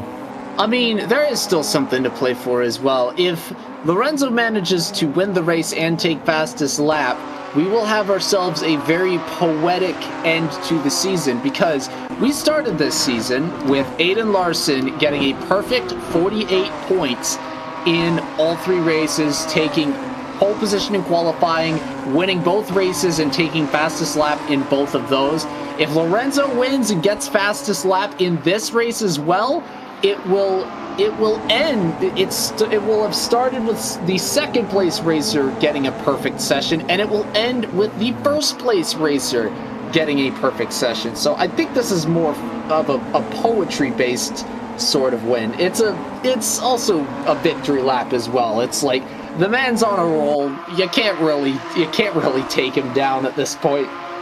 Absolutely, he just needs to do the best that he can. Maybe just to make himself, well, proud of his work. I think he should already be very proud, but he's going to carry on. Aiden needs to find a way past Thomas Hughes, but Thomas Hughes needs to make that Ginetta the widest Ginetta ever built, because he's got to worry about Cassius. They're on level points in the championship now that I can see this wonderful, glorious, multicoloured spreadsheet. There we go, Aiden's through already. Through on the hairpin, over the bridge he goes. Lorenzo's going to do exactly the same thing that happened last lap and follow Aiden through. Aiden's doing all the hard work, punching a hole in the car ahead's defence, and then Lorenzo just slinks his way through. Jordan Pinnock is the next target for this pair. Aiden and Jordan, good friends in real life. We'll have to see if Jordan gets out of the way or if he fights tooth and nail, because he is, of course, still fighting. He's still there. He's got a car ahead he's to worry about, which is Alex Hughes, who is currently winning. So he really does need those points just in case something happens. But Alex Hughes leading quite happily, which would be great for his championship and puts him up above Dak Choi, I believe. Yeah, that seems to be how it would look so far. We also just saw the fastest lap change hands. It briefly went to Jordan Pinnock. Right now it is on Aiden Larson as well. I think we can expect to see a little bit of shuffling on that to take place throughout this entire race. Right now, Jordan in 3rd place. This would be his 4th bronze in 6 races if he were to hold this place. Get himself 15 points once again. Massive season for him as well. He didn't win his class, but he did clinch 2nd place in it as well. He's gotten the win in Norris Ring for the 2nd one. It would be quite nice for him, I imagine, as we've still got Aiden and Lorenzo back to back as well in 4th and 5th. You just cannot separate these two. I swear to you. They are stuck together by fate, glue, and similar lap times here. We see with that front pack now. They need to start working together if they're going to have any chance of stopping the Aiden train from behind. Well, I say Aiden train, it's Aiden and Lorenzo. They're the duo of doom for all cars above. There they are, nose to tail, come around the last corner to end that lap. We are now running up. We've done 3 or 4 laps now, so everything's going pretty well for the front runners, I believe. You know, Alex Hughes doing the best he can for his championship. Dak Choi is doing the best he can, which is probably not going to be enough. Jordan Pinnock's quite happy. Thomas Hughes still ahead of Cassius, though. That's what matters for 3rd place, is those 2 drivers fighting with each other. Everyone else is a little bit more of an outside shot, especially with them in the top end of the points. You know, points down to 15th, but really you need to be in the top sort of 8 to score anything of championship note. No move thrown this lap round for Aiden. He's got a little bit of a gap to catch for the cars ahead, but I have no doubt he can do it. His last lap was a 1:34.7. The cars ahead all over the 1:35 margin, so he is gaining tenths handily per lap on the cars ahead. Oh, never mind, he's just spun. Oh. Well, I massively screwed that up. Aiden Larson has had a spin. Luckily, it's the last race of the season, so he's not going to be that fussed with it. Aiden Larson's car has come to a halt. He's now doing donuts on the grass. That is not great for him. That's basically his chance of a race win over. Lorenzo now goes up to 4th. It's great for Thomas Hughes, though. He gains more points in his fight against Cassius. I'm so sorry, Aiden. I seem to have commentators cursed you more than once this season. Basically, I'm the problem. Thomas Hughes sneaking up through there, as long with Cassius, Eric Anderson, Adam Ben, Amit Teacher, Archie, Larry Aiden's. Yeah, he's now outside the top 10. He's going to have a monumental chance to even get any decent points. Oh my goodness, yeah, you can't help but feel for the man. I mean, at least he had a chance to win it all going into this session. The fact that he managed to hang on this far, you know, and he could make up quite a few points in the last like 12 minutes or so. I honestly feel like he definitely has a solid chance to do so. So Yeah, there's still a chance for Aiden. I'm sure he'll score some decent points. He should be proud of his performance overall, but not the greatest of races there. Kessus now chasing after Thomas Hughes. This is the battle for third place. These guys are level on points. The nearest car behind them is Dak Choi, who is currently in third place. So he's not scoring enough points, I don't believe, to jump ahead of them over what they're scoring. So this is basically third place we're watching right now. Kessus will hopefully know that, and if they don't, they'll be... Well, they're going to fight for it anyway, but I hope they do know, because it'll give them that extra motivation to get past. They both sealed top 10 places ages ago. They are now fighting for top 3 places. That is how monumental this battle is. Both of them have had podiums pretty much all season long. They've both been here every round. Tom Hughes has got a second place. Both of them have got lots of third places. So they've been pretty evenly matched to the point where they're now on identical points. So of course they're going to be identically matched when it comes to the end of the season here. They're side by side. Kessus makes the move up before the chicane even happens. Damn! Kessus is now he's in an overall third place. We need to see a move from Thomas Hughes. He's got half a race to do it in. He needs to get past if he's going to stand any chance, or a chance, that's how maths works, of taking third place over, which I'm sure he'd love to get. I mean, he could get the fastest lap as well, too. I mean, actually, yeah, I don't know if that would... Oh, my goodness. Guess who's got fastest lap? Yeah, not a surprise at all whatsoever who's got fastest lap. But then, again, this whole championship is very much being raced by some very quick drivers. So people like Lorenzo are right at the front. Here we go. We've now got Thomas Hughes behind. The gap is building. It's over half a second. Will Kessus run away? Their last lap times were... Well, Thomas Hughes kind of had a rough one, so not really comparable. He was a second down. Lorenzo, however, not having a rough time. He is right on the back of Jordan Danchev for third place. He's already on the podium in his final race of the championship. I'm sure we'll see him back in the future, but he's going to try and make a move on Jordan, which is going to be an interesting one. We've seen Dak Choi needs to get maximum points to even have a hope of getting close to Kessus and Tom. But also, he's got Lorenzo behind him. He's not managed to make a move on Alex Hughes. He's been stuck behind the McLaren for the last, 5-10 minutes. So he's very much happy, well, not happy where he is, but stuck, whether he likes it or not, where he is. So he's going to have to try and think about making a move without losing out too much to Lorenzo. Over the hip bridge they go. Here we go. Lorenzo is now well within attacking range. He's half a second back, maybe a second, depending on where on circuit we are. There they are. You can see the gap now is down. You can throw a blanket over those three and you pretty happily cover most of them. Coming around the final corner now, up towards the line. They've done 6 laps so far. They've got 8 minutes to go. I believe that is the correct maths, but never mind if it's not. Over the line they go now to start the next one. Here we go. Lorenzo's thinking about a move. No, too far back, I think, into the next corner. He'd be very brave to make a move there. It's a little bit of a skid for Jordan, but nothing of compromising nature. Through a long sweeping corner, Lorenzo up against the wall, pushing so hard to get past. Yeah, and it'd probably be a power move at this point for him to, go on and get this overtake as well. We've had plenty of races where he started off in the 10th because of the reverse pole grid, and just to get himself right back up into pole position, it'd just be showboating at this point. Yeah, he'd be scoring that maximum wonderful, magical 48 points. But sorry, it's not a nice round 50, but that's not how our championship works. So yeah, he's going to be aiming for that, just to really push his advantage, get as many points as possible. And because at his heart, he is a sim racer and he loves this sport, he's always going to try and push to his absolute maximum. That's how you become overall champion. Jordan Danchev can't find a way past. Kessus is holding on from Thomas Hughes, who is dropping back further and further again. Not great from Thomas Hughes, who's not had the best of days, but Lorenzo somehow hasn't managed to get past Jordan Danchev, which is not what we were expecting. We were expecting him to rocket up and just fly past, but right now he's sort of hovering around a second back. Maybe he's just being cautious. I don't know. We'll have to ask him. Oh, never mind. Massive crash from the lead there. All 3 of them coming to basically a complete hole. I think Alex spun it. Jordan broke very hard to stop, and then Lorenzo just ran back into them. But overall, that means that Lorenzo is now ahead on circuit of Jordan. No idea if that'll go to a steward's review later, but there was definitely contact between first, second, and third place there, going round the hairpin at the end of the lap. Not a great look for these 3. They've lost a lot of time to Kessus and Thomas Hughes behind. Yeah, and it's gonna throw a slight wrench as well into things when it comes to the points on my little spreadsheet right over here. I mean, Alex can't make podium, I'm pretty sure, and Dachkoi's chances were quite slim to begin with.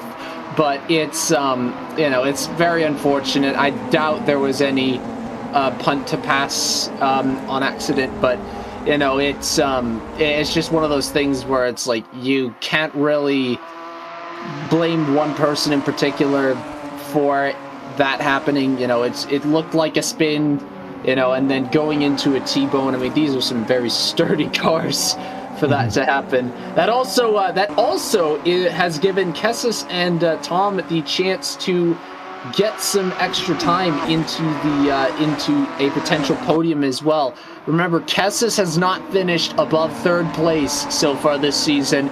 Tom has not won a race. He got second place in the second race at Oulton Park, and we have not seen Alex got a win at Sonoma. We have not seen a win from Dachkoi, and for Lorenzo, I mean, enough said. Yeah, he's had obviously the season to end all seasons. Just a word on that fight now with Danchev dropping down. It gets closer, but I still don't think the maths adds up for Alex Hughes to jump. He's 13 points down on Danchev, so I think he's pretty much sealed in 7th place, unfortunately, without any more mistakes, which we definitely do not want to see. But Lorenzo now is going for the race win. He's got 5 minutes and 4 tenths. That's his goal now. His goal will always have been to get the race win. It looked a little bit shaky early on when he couldn't get past Aiden, so they were fighting through traffic together. Just a word on Aiden. He's now up to 7th. So, he's already back up into the top 8 already. There's a very wide moment there for Alex Hughes, which opens the door nice and wide for Lorenzo, who just sends it up the inside into the hairpin. McLaren car on the outside, white car with graphic design on the inside, and through goes Lorenzo up into the lead, less than 10 seconds after I said he's going to go and take the lead. Yeah, and that 75k ballast as well is just, it's not doing anything. It's not working. What we need to do is we need to basically increase the weight of the car by 150% if we are going to stop Lorenzo at this point. I mean, even putting me on the back of that ballast is not going to work out, because I weigh 79 kilos, and to think he's doing this with 75 kilos, I mean, how much, 100 kilos or something like that? I'm not sure. But given that it's just, I'm sorry, I just looked at the side of the livery for Alex Hughes in that yellow car. I saw the OK on the side there, and I just Yep. Classic BUSR final round meme liveries. They're basically mandatory. They're not mandatory, but they're very much tradition here. Aiden, we a bit of another mistake. Not his day. This car has not suited his style as much as his championship-winning Audi TT from the Summer Series. But here we go. The lead is still very much together. Alex Hughes and Danchev. The title is very well. That's not the title. The championship position between them is very much set as Danchev ahead of Alex, regardless of what Alex does, really. So this is a fight merely for pride and for closeness of points, because they've got such a gap behind and such a gap ahead that they don't really need to worry anymore. Lorenzo has obviously already won the title. He can go whatever he wants. Aiden's hit the student class. Lorenzo obviously won Open as well. Thomas Hughes has sealed the alumni class. So really, all that is left to fight between now is Tom and Kessis, but Tom is just dropped really far back. So even that appears to have pretty much been signed. I say that because it's obviously a monumental accident, but pretty much appears to have been signed, sealed and delivered for Tom. Yeah, and it's definitely, it's very much possible as well that, that something catastrophic could happen to Kessis as well. We still have less than 3 minutes in this race too, but it would be a bit sad for him to, choke at this point in the game. But Kessis has been racing very well this season, and, Tom should still have his head held up high. He still won his class. He's still managed to, beat the likes of Jordan Pinnock, Josh Hughes, Adam Bent. And I don't know if he's going to be, trying to focus up that hard on getting it back, as we've got to look now as well. Dachko is still on the back of Alex Hughes, who is losing considerable time to Lorenzo as well. He is now over a second and a quarter behind him as well. And, at this point, Dachko is just trying to seal a podium. I mean, of course, there is that matter of the, little pileup that happened, and I'm sure that the stewards are going to look at it. I'm not sure if the penalty is going to influence the results as well, but considering that, you know, Kessis, Tom, and Archie were not involved in that incident, I think that's still going to make the podium race cut and dry. So yeah, we always hope the penalties don't decide it. Oh, very wide from Danchev there onto the grass. They've lost a good heap of time there, probably a couple of tenths, maybe even a full second to Kessis, but Kessis is so far back now. The gap's really starting to spread out. The racers obviously know these cars really, really well now. This is the 8th race, well, the 8th race weekend, 8th race evening, 16th race of the season. Yes, 16 races we've had. Most of them won by Lorenzo or Aiden, but not all of them.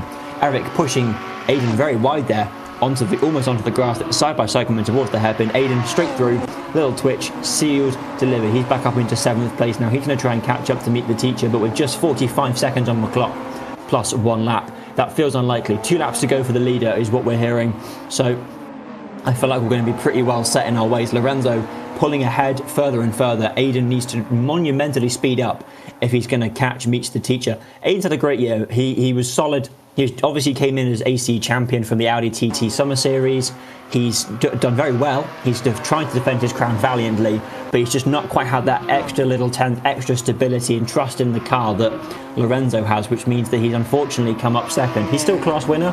He's still won multiple races, obviously got the first and so far only Grand Slam weekend at round 1, but yeah, not the optimal weekend. He's had a couple of off races, more and more mistakes than he needed to, which is why the championship just hasn't gone his way.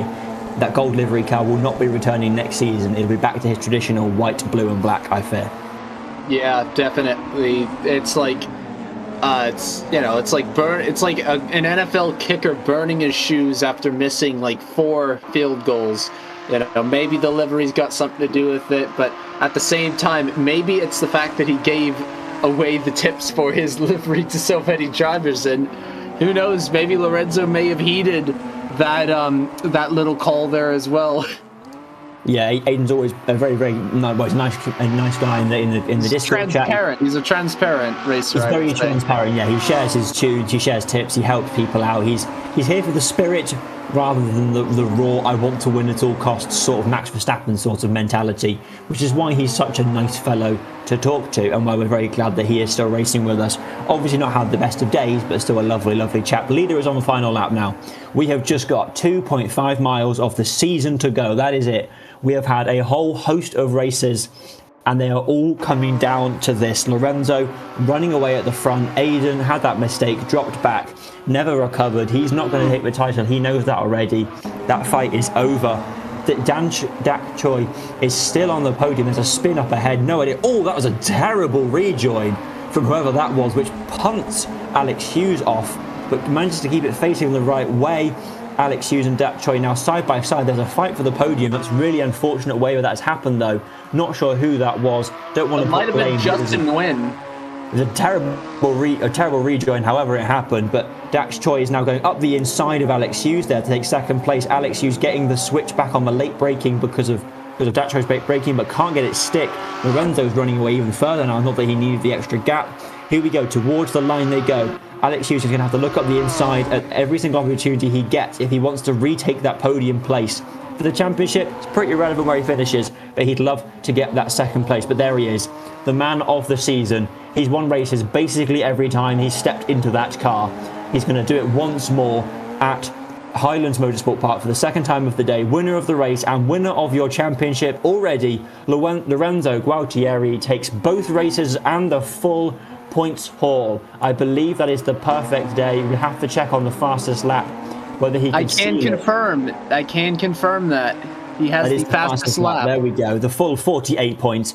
Jordan Danchev, Dak Choi takes the second place podium. Alex Hughes takes third place. Kessis takes fourth place on the circuit, and with that takes third place overall in the championship ahead of Thomas Hughes, who had a rough last race. Meet the Teacher takes another solid points haul in sixth.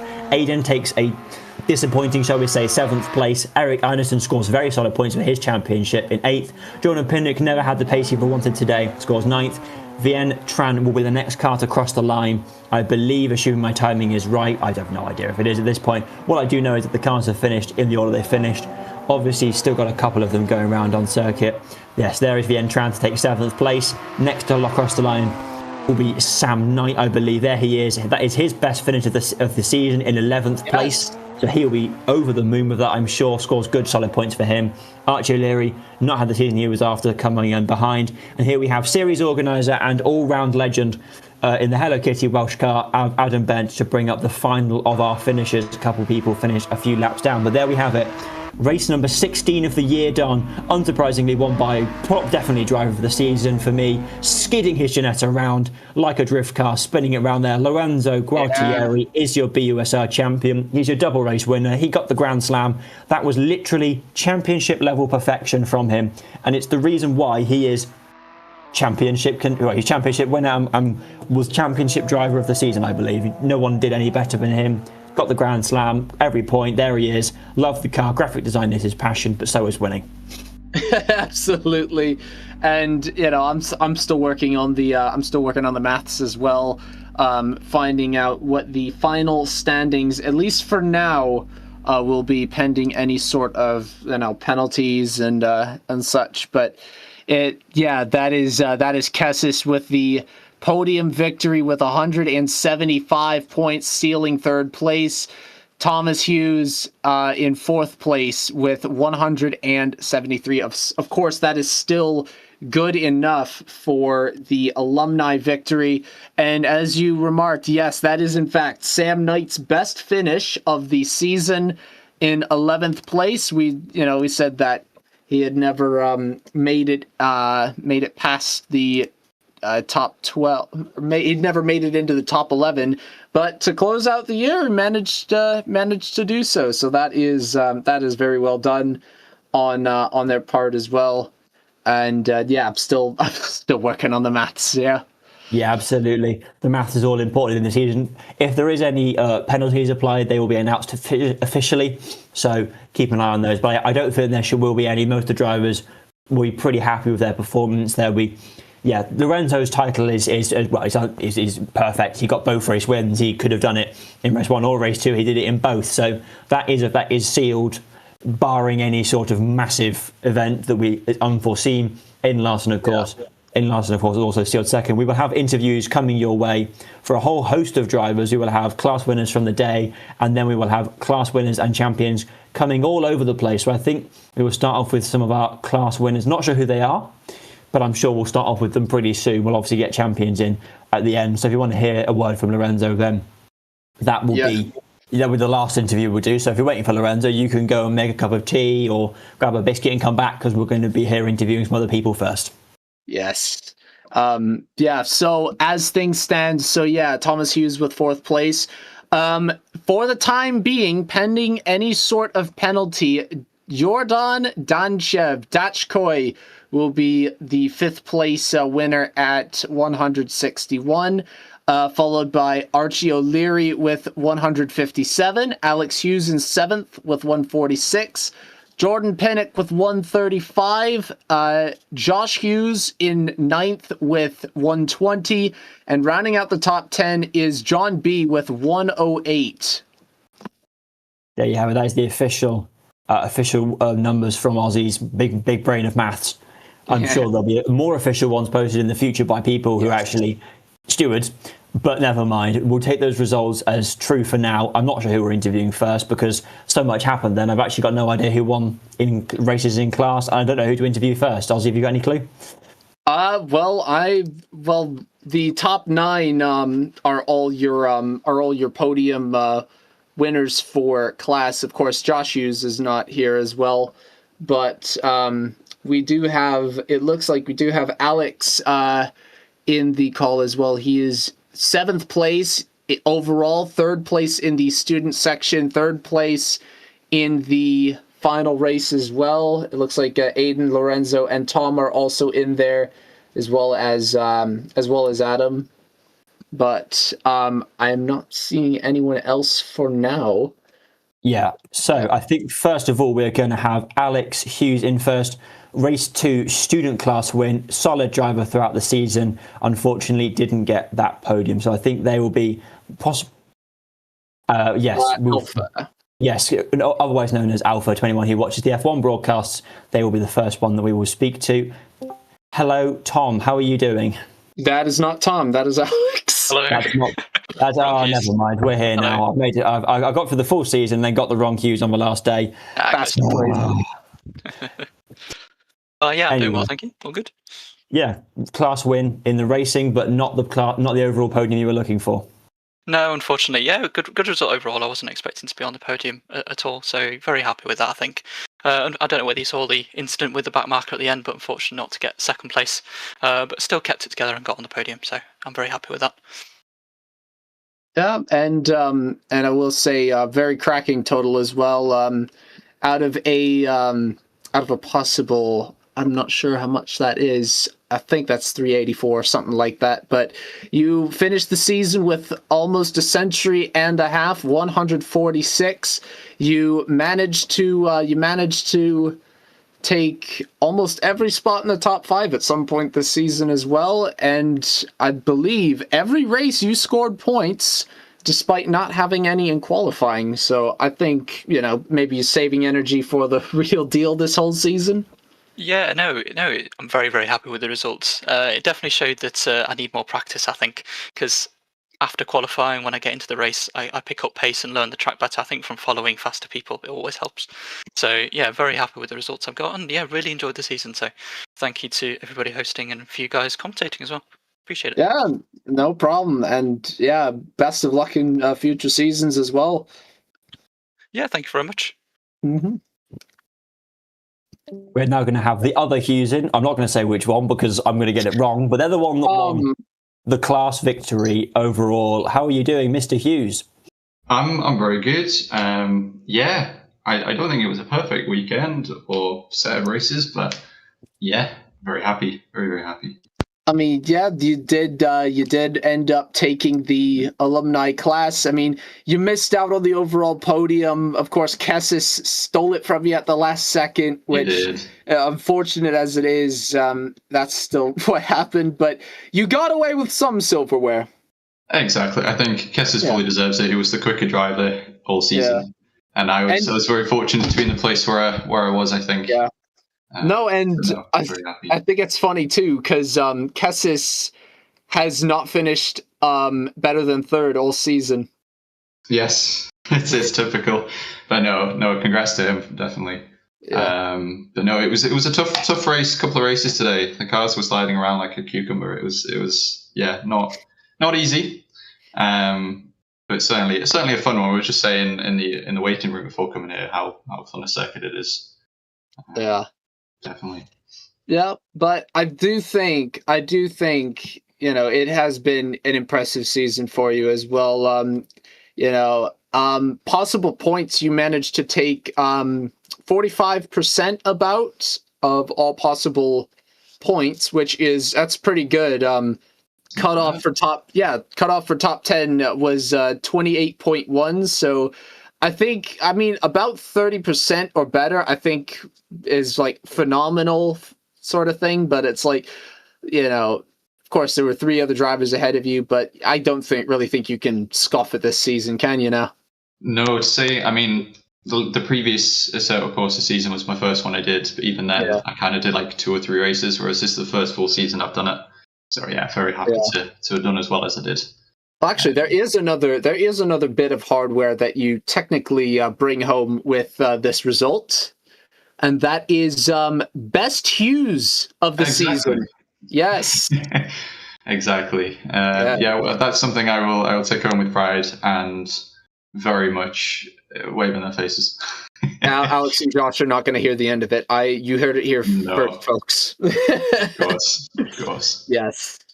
But yeah, congratulations on the class victory. Well done this entire season. And best of luck in future seasons. Yeah, it's been a pleasure. No, thanks for hosting. Commentary has been great. So yeah, I look forward to the next one. Yeah, cheers, man. Just 2 drivers to go. I think you all know who it's going to be next. He's been up and down all season. Started off with a Grand Slam, finished in second place overall. Class winner in the student class. It's Aidan Larson. We all know him. We love him. Hello, Aidan. How are you doing? Oh, very well, thank you. How are you lot? Doing just fine. Now, sure, you didn't win the overall, but you did win student class, second place.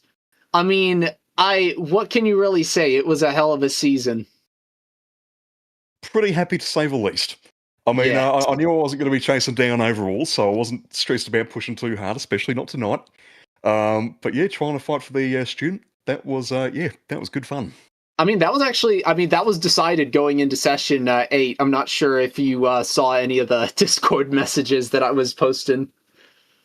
No, I'm not very good at focusing on Discord, so I haven't seen very much. Right. Yeah, no, but yeah, no, and I will say this season, I mean, you start off with a Grand Slam, and then Lorenzo ends it by winning a Grand Slam. I mean, is that not poetic?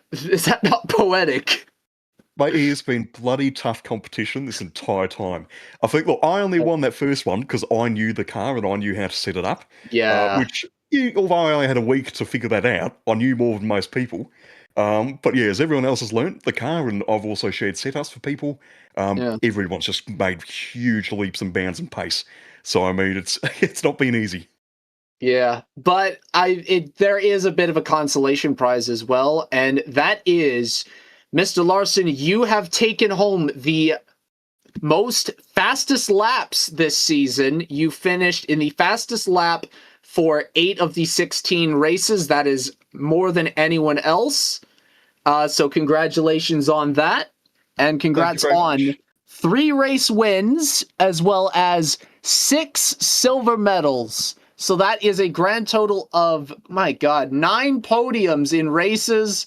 And qualifying, you scored points every time your car was on the track. You are one of 2 racers that have done that this season, I'm pretty sure. I take it Lorenzo's probably the other one? What made you say that? It's just like a guess, I suppose, you know? Yeah, probably. Oh, yeah. No, but I will say, though, you're racing this season. I mean, sure, it wasn't enough to take first place, but I will say that going into in the first half of the season, I think you were the most consistent, and your lap times very much showed that. And, you know, there was also the experience. You gave away your setup after the first race, and I think Lorenzo may have taken advantage of that potentially, or something must have kicked in. But, you know, it's just you have been an absolute class racer, and it's just, we always say it on the broadcast, even if you don't win, you're going to have a hell of a time in the post race interview, because you're just a bundle of joy, my man. Oh, thank you, gents. Yeah. Well, I'm sure we'll see you next time out in the spring series. Yeah, absolutely. Yeah. I mean, we know it's TCR, so it's going to be pretty big. Back to front-wheel drive, and we know how good front-wheel drive is, so going to expect some close racing next season. We're going to need a bigger spreadsheet. We're going to need a bigger spreadsheet. I think so. Thank you for speaking to us, Aidan, and best of luck with this. Thank you very much, guys. I'll talk to you soon. Yeah, it's been a pleasure, man. Thank you. And now the interview you've all been waiting for. Oh, yes. Always last. Season champion, open class champion, season champion, scored points in every qualifying session that he turned up for, won races basically all over the board. Hello, season champion Lorenzo. Good evening, everybody. Good evening. Good evening. So, immediate thoughts? No, I'm really happy. It was a good note to end off on. Very challenging circuit, I must say. I thoroughly enjoyed this one. But yeah, it was really challenging. Like, you know, there's so many corners that if you just like get on the throttle like 5 or 10% too much, like you're gone, you know, and you can't save it. Like with the momentum coming out of those corners, you just can't save it, and then you end up in like a ditch, you know, like we saw with Aidan, and you know, you can't come back, you know, like you just drop to the back of the field. So a lot of pressure, but it was really fun. I enjoyed it. Yeah, no, and you know, we have enjoyed watching you race as well. And recapping this entire season, I've just got to look through this massive spreadsheet. In qualifying, 4 pole positions and 3 second place, and then, you know, of course, there was the no-show as well. You were in the top 2 every qualifying session, and then race wins. I'm counting 2, 3, 4, 5, 6, 7, 8. Exactly. It's a coin flip chance of you winning a race, given selecting one at random. Then 3 silvers and a bronze. My man, you took home 12 podiums out of 16 races. And you had the 2 no-shows, but the only times that you were on track and did not get a podium, a 7th place and a 6th place. That's it. That is it. And I'm going to put it in perspective too. Out of a possible 384 points, you only missed out on 95. You took home more than 3/4 of all possible points. No, it was a really good season. Like I said, from the early stages, it's all about consistency. You can't afford to make mistakes. And as long as if you see you've got the pace, then it's pointless to push 10 tenths, all the time, because you're bound to make a mistake.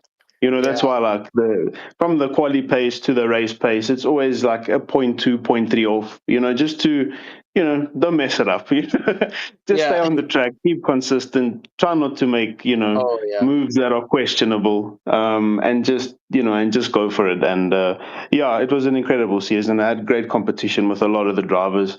Well done to Aiden as well, and a host of the other guys. It was really good, and thank you guys. Honestly, you guys did a great job. The stream was fantastic. The commentating was fantastic. So, thank you guys. To be honest, I mean, we would not be here without this entire trove of racers, this entire server, and it's like, I think it was like the moment when we were seeing you had gotten like all the way down to like near last in like the second race of the season.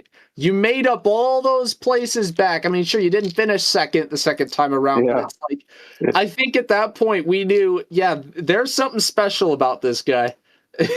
That race was probably my favorite race of the season.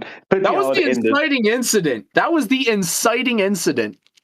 Yeah, no, 100%. But it was a pity how it ended. I fought back so hard. I wasn't upset. I was just disappointed. And I was like, no, let me keep going. I'm not one to quit and go back to the pits. That's not me. I'll keep going. I'll just go. Yeah, I think this season will get better. The true attitude champion there. Well done, Lorenzo. Overall champion, class champion. Congratulations to you, my friend. Thanks, guys. Class act, man. Thanks, guys. Cheers, mate. Ciao, ciao. Yeah. And now we're going to have one tiny little interview with a man who's not managed to get a class win this season, despite his protesting. It's series organiser Adam Bent. We love him dearly. He's a very nice person. We're going to speak to him in just 1 second. That's not Adam. That's not Adam. That's Adam. Hi, Adam. How are you doing? Adam, you're on mute. Hello, Adam. Hello, I've had to join my phone. My internet's just decided to die right at this very moment. It sums up my season, doesn't it? I mean, it's not all bad, I would say. There is a reason. You finished with exactly 69 points this series. Oh, let's go. Yeah. Just high five my girlfriend who's next to me. But anyway. No, honestly, guys, thank you very much. I want obviously to start by thanking you guys for broadcasting and commentating. That's been brilliant. I'm going to see if we can jump back to my PC now so the audio sounds a bit better. Yeah. Oh, my God. For once, I didn't have to we're back. Hey, there we go. Back. There we go. Yeah. Right, yeah. No, first of all, I want to say thank you very much to you guys for obviously the broadcasting. Doom, Mike, obviously you two for commentating, Max as well, for the round that he helped with. Obviously, quickly, big thank you to our sponsors as well, Traction, Gridfinder, Simply Races. Obviously, without them, I don't think we've really put the effort in to try and get us where we are now. I wouldn't be alive. Yeah, no, I don't think we would be doing what we're doing now without it. So, we're thoroughly appreciative of obviously all that. And it's been definitely one of those seasons for me that I think I'm going to dust it off and go again. Yeah. I mean, even with Lorenzo going full send with 75 kilos of ballast for most of the season, I still think that's this is definitely, I think you've cracked the code. Yeah, well, the 75 kilos, people have always asked me, like, why 75? It's a bit, in terms of numbers, it's very strange, but I think Dan will sort of remember this. It's the original Toka ballast. 2 individuals. It's the original Toka ballast. So if you look at the system and how we've allocated ballast across the season, the 35 kilos for the newcomers is just a random number I picked out. Yeah, just to try and keep some balance in between, obviously, new guys joining late in the season and affecting, obviously, the championship. It was the last thing we wanted for anybody, especially, obviously, Aiden and Lorenzo, who have had quite a great title fight until, pretty much till the very end. But, obviously, we've worked Toka ballast for the top 10. It's definitely going to be needed for the following season. No hints, no massive hints there, but... there will be cars. There will be cars, yes. Cars will go round and they will have 4 wheels. They will have until Aiden finds the wall. At most 4 wheels. At most, until Aiden finds the wall and then he's on a 3-wheeler again. But that's beside the point. No, it's all sort of go. We're not stopping. We're going to continue pushing forward. We're going to have bigger things. We are running an ACC event in 2 weeks' time. This is confirmed now. I've set this up with our good friends over at Positive Perception. So we're going to be doing a Donington sort of send off for ACC. It's going to be sort of just open grid. Come along, have a bit of a laugh. No stress. No. Thankfully, I'm not setting anything up, so I get to just turn up and race, which is lovely. I feel like if a bunch of us were like in a call, I might just turn up just to, have a little fun. Just watch you lot. Yeah, absolutely. But obviously, we're planning on switching back to front wheel drive. So I've sort of tried to keep it every other season between front wheel and rear wheel drive. So we will be back in front wheel drive for spring. Plenty of action, I think, from that, and a few other things we want to try and accomplish going forward. But obviously, again, we can't do it without the help of our sponsors. Can't do it without the help of you guys.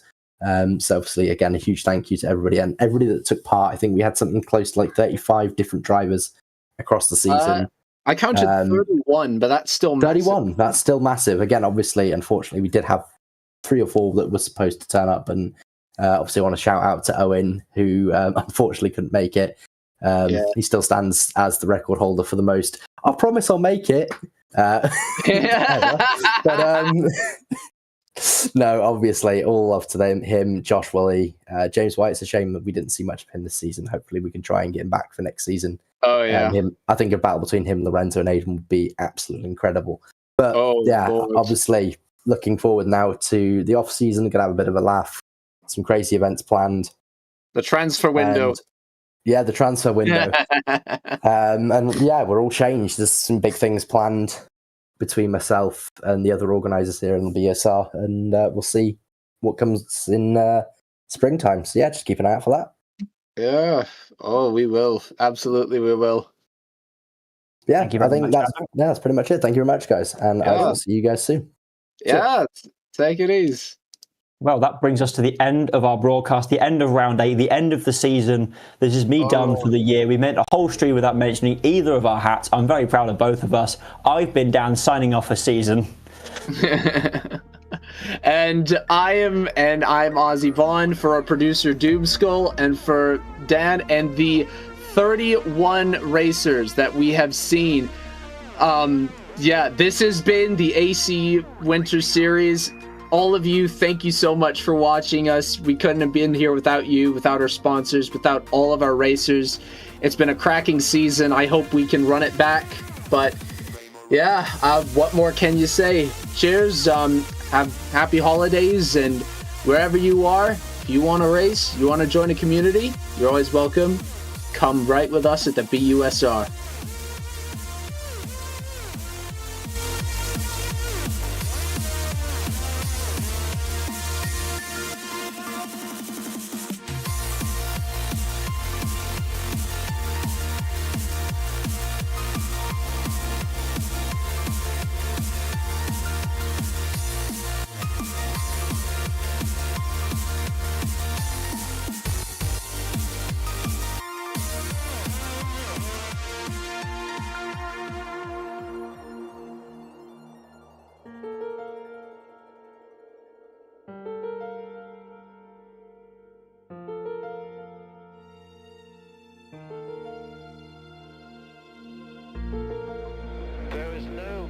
place and no moment in history where I could stand and say, oh, British begins here, now.